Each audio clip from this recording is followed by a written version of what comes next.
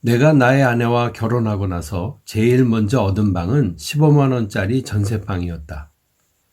내가 나의 집 식구들에게 아무래도 결혼을 해야겠습니다 하고 선언하였을 때 나의 집에서는 놀라고 펄쩍 뛰었다. 이 녀석아, 글쎄 결혼이라는 게 불알 두 쪽 가지고 되는 것인 줄 아느냐?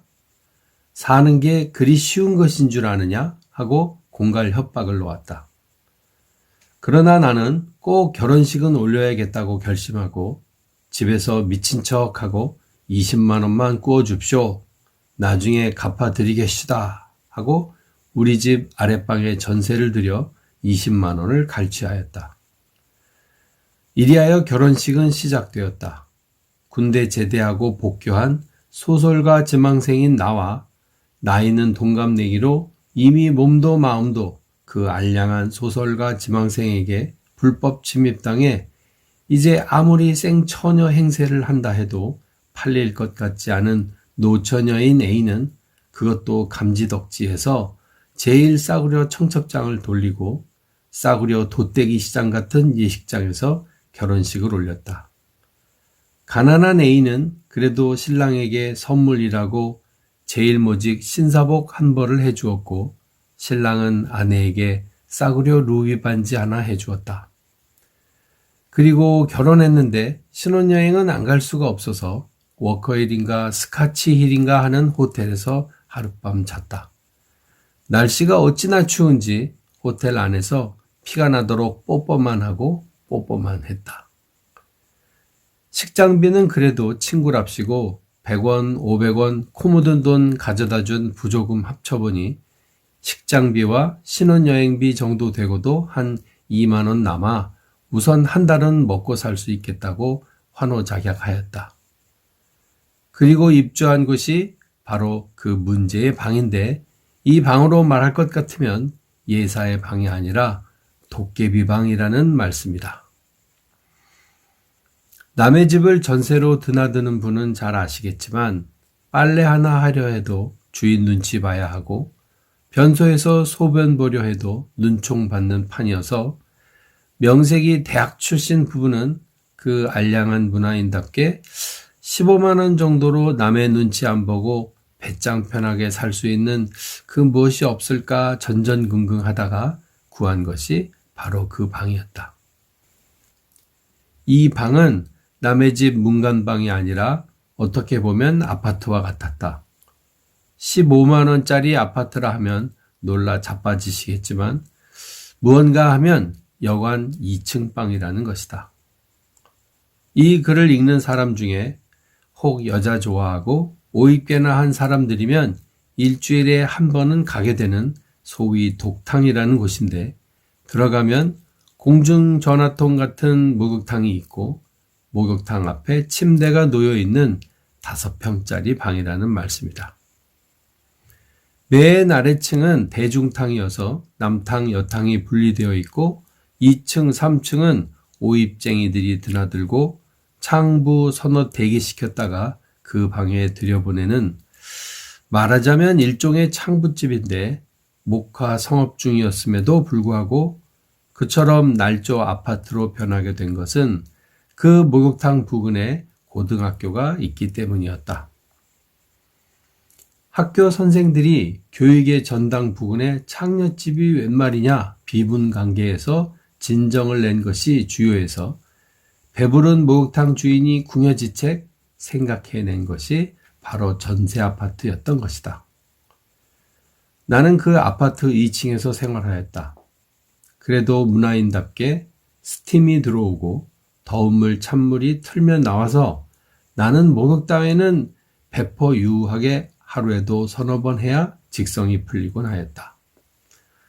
그러나 말이 방이지 급조한 방이라 옆집의 숨소리까지 다 들려오고 밑바닥은 콘크리트라 별 수 없이 서대문 로타리에서 유도 도장에서나 쓰는 싸구려 밀집을 사다가 밑에 깔고 그야말로 초가삼간 외양간 같은 기분을 내고 눈만 뜨면 그 방에서 이젠 결혼도 했으니 안심하고 합법적인 뽀뽀만 하였다. 우리 부부가 사는 방은 여탕 2층이라 밤이면 물기 얹는 소리, 어린애 우는 소리. 왜 여탕에서는 애 우는 소리가 그리 극성스러운지 나는 모르겠다. 여기 더운 물 더 주세요. 어쩌고 하는 소리가 선연히 들려와서 일테면 나는 희멀겋게 벌거벗은 여자들을 그의 엉덩이 밑에 깔고 사는 주지육림의 의자왕쯤 되는 기분이어서 에라이 콘크리트 벽을 뚫어 심심풀이 여체 감상이나 할까 어쩔까 궁리하곤 하였다.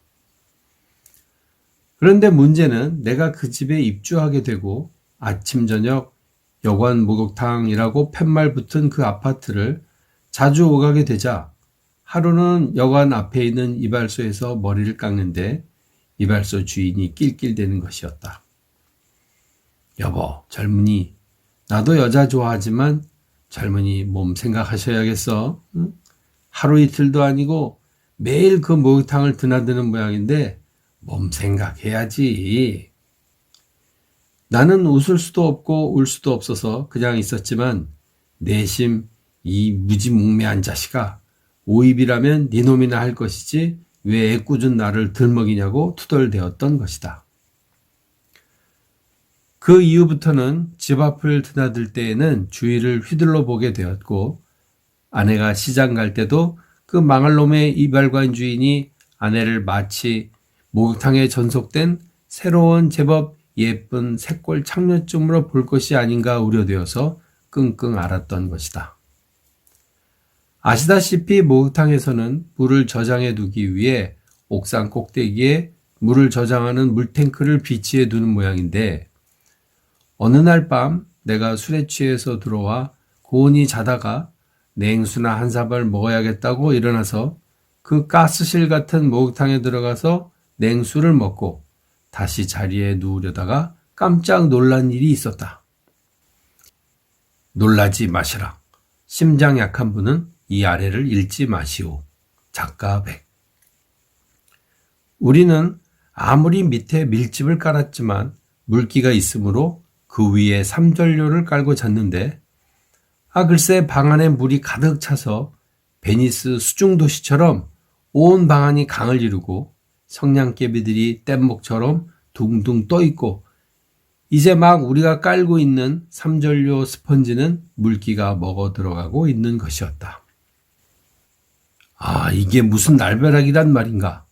나는 놀라서 잠든 아내를 깨웠고 아내는 이게 꿈인가 생시인가 꿈이라면 분명 길조다. 꿈에 물을 보았으니 어쩌고 아직 철이 없어서 깔깔깔 웃고 말았는데 귀 기울여 들어본 즉 천지는 까마득하고 무슨 소리인가 폭포 소리가 들려오기 시작했다는 말이다. 바지를 걷고 복도로 뛰어나가 보니 글쎄 3층 옥상에 있는 물탱크가 터져 물이 계단을 타고 설악산의 계단 폭포처럼 쏟아져 내려오고 있는 것이었다. 내가 무슨 네로 대왕이라고 그냥 그 오물에 잠기는 로마여 어쩌고 시를 읊을 수 없어서 잠든 관리인을 깨우고 수소문에서 여관 주인이 달려오고 그래서 대비책을 강구하였지만 이미 물은 거의 다 쏟아졌고 속수무책이라 두고 볼 수밖에 없는 것이었다. 창밖은 새벽이라 어둡고 거기에다 비까지 오고 있었다. 방 안에 들어와 보니 완전히 물이 발목까지 차서 내가 아끼는 책들은 담수어처럼 물속을 헤엄치고 있었으며 부엌의 파들이 뱀장어처럼 꿈틀꿈틀 거리고 있었다. 나는 웃었다. 그러자 쌍놈의 눈물이 한 방울 툭 튀어나왔다. 가자! 나는 이범선의 오발탄처럼 소리를 질렀다. 어디로요? 이 밤중에. 부가엔동에 약수터가 있다더군. 거기 가서 약수나 마시자. 좋아요. 아내는 비닐 우산을 들고 나섰다. 우리들은 문을 잠그고 밖으로 나왔다. 나는 하품을 했다. 그리고 도대체 어찌 살 것인가? 인생을 어떻게 살 것인가? 막연하고 한심해서 한숨만 푹푹 쉬었다. 그러자 철부지 아내는 집이야 떠나가든 말든 젊은 나이를 눈물로야 보낼 수가 있는가 하는 식으로 이 새벽에 남편과 우중 데이트를 즐기는 속 좁은 소견에서 다정스럽게 내 팔짱을 끼고 우산을 두드리는 봄비 소리를 들으면서 몸을 기대면서 활짝 웃었다.